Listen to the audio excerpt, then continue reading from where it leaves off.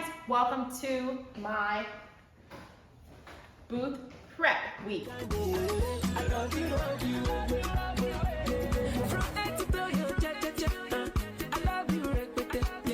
Final week before I open up my booth at the Mercantile, and I am prepping everything. Right now I've got a disaster zone here with all of my supplies, all of my merchandise that's going into the booth, and I also have a large shelving unit that's going to fit snugly in the back of the booth and hold all of the items that are stackable.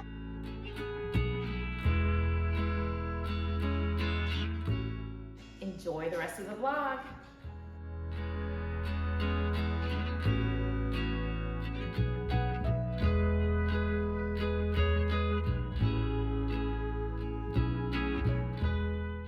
Wow. The shelf is put together. Now I'm gonna start setting up to see how it'll look in the booth. All right, so I am officially tired, and this is the countdown week until the antique booth opens. All right, guys, I am officially tired, and we are in the countdown week until the booth opens. It is gonna be pretty magical, I believe. We got a shelving unit that's made for a garage shelf, but it's gonna fit perfectly in to the back wall, which is about 5 feet wide. Yeah, the back wall of the booth is 5 feet wide, and the shelf is just 4 feet wide. So I'll have 6 inches on either side, just for a little bit of room to get it in there. And I went ahead and unpacked the shelf, put it together, because I wanted to see how I could decorate and stage the booth stuff. I still need to price a lot of things. I've got the price tags printed, but I need to actually attach them, and then on the back with a pen write in the price. That's how my price tags are gonna look. They have my logo on the front, and then on the back, I'll just have to hand write in the price of the item. So my husband helped me with that, and we got that all done tonight, which is fantastic. We are in the countdown week for the booth to open, and I am really, really excited and so glad that you guys are coming along with me on this journey. If you know somebody who owns an antique booth and they have some good advice for getting started, ask them to check out my video or send them my video so that way they can put some advice in the comment section for me. Or if you own a business and you just know, the pitfalls of owning your own business, even though this is not like a, big booming business. This is what I would consider smaller than a small business, because I am paying the business owner rent to rent this tiny amount of space.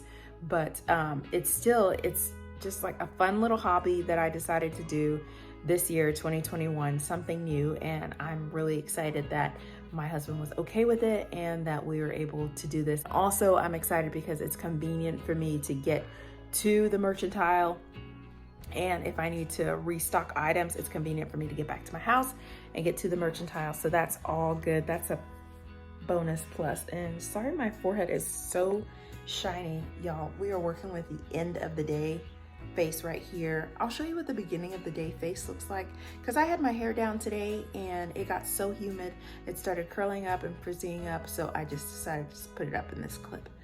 All right.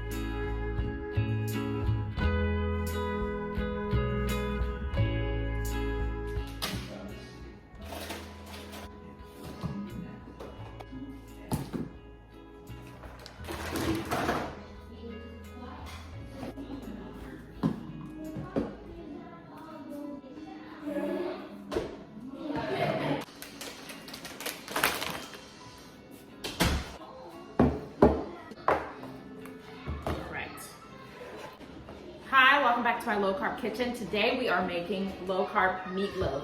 And what's going to be low carb about it is that we're not using flour in this recipe. We're using an alternative. So what we'll be using to bind the meat together is we're going to use some Italian cheese, some Laughing Cow cheese, and we'll also be using some pork panko. Now what pork panko is, it just means pork rinds that you have ground up, that you have ground up in a food processor, and that's what I just did behind me. So I'm gonna start making this. I'm not making it with ground beef, I'm actually making it with ground turkey because that's what I had in my refrigerator. And then I'm gonna add in some fat by using the cheese, by using the pork panko, and it's gonna be topped with bacon. So right now in here I have 2 pounds of ground turkey, and it's just gonna fit in this 8x8 baking pan that I've already pre-sprayed. So I'm just gonna start mixing everything in here. I was gonna use actual onions, but I don't think I'm gonna do that now. I think what I'm gonna do is just stick with the onion powder, garlic powder situation, and some liquid aminos, liquid smoke, Worcestershire sauce, paprika, and my ever always favorite adobo is going in here as well as a couple of eggs. I'm gonna fatten this up because we're using ground turkey, so it doesn't have a lot of fat.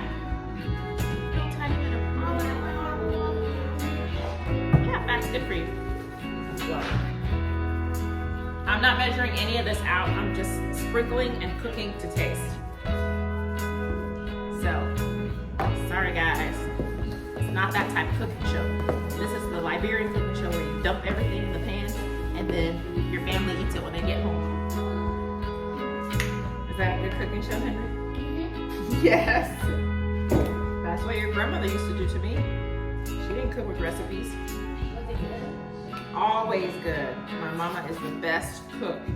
If you guys have not seen the video that I recorded of my mom when we were in New Orleans, where she tells our story of coming to America, I will link that up above because that is definitely a story that I want everyone to see. Not just because I want people to view that video because the views count on YouTube. I want people to see it because it's monumental content. It's monumental content. Wow. My son Henry's sitting over here.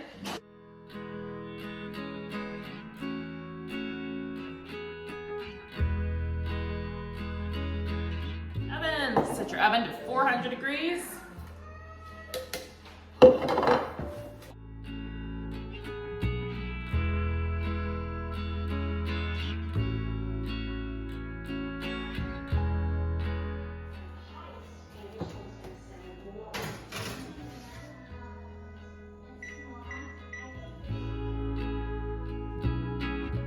Since this is my first time doing it, I probably would do it even cheaper and just print my own labels and use a hole punch and just punch them. I think that's gonna be a lot cheaper than doing this. But this was a lot of fun, but now that I have the template, I think I can just print it on anything and it will work, and I can get strings and do this for the next time. But for right now, this is what we're working with. We've got all the price tags taken out, and now he's putting holes through them, and then I can start actually tagging the items. Let me show you again what we're looking at. Yeah, everything over here needs to be tagged still, hasn't been tagged. And then I have that box of jewelry, that's all gotta be tagged. All of the large stuff that's gonna be hanging has to be tagged. And then these little items, like the hair bows, those got handwritten prices on the back of those. So those are handwritten price tags there. So that worked out pretty good. Good morning. I just arrived at the Mercantile, and as you can see, this car is full to the max. I'm about to unload and set up the booth. I have so many things in the car. I brought extra price tags. I brought extra tape. I brought extra everything, and I might need a ladder when I get in there just so I can set up the items plus style the booth. So I gotta do two things today, set up plus style. If you don't follow me on Instagram, look out for some Instagram reels from today's setup, and I guess I will see you guys when I get inside. I have to unload. It took me like 20-30 minutes to load my car, so I know it's probably gonna take me just about the same. I'm gonna try and see if they have a dolly so I can cut it shorter than it was for me to load.